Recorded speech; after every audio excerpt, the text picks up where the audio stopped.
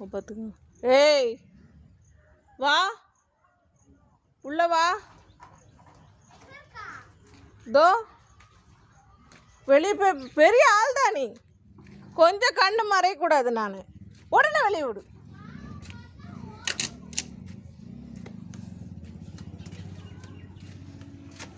எதுக்கு வெளியே போகிற நீ? பெரிய ஆள் மாதிரி பெரிய நாய்ங்க கிட்ட போய் சண்டை போட்டுட்டு நிற்கிற. அவ்வளோ பெரிய ஆளா நீ? அவ்வளோ பெரிய ஆளான்னு இப்படி ஒரே கொட்டு தான் உன்னை. வெளியே போய் பாரு. உடம்புல கொஞ்சமாச்சும் பயம் இருக்கும்.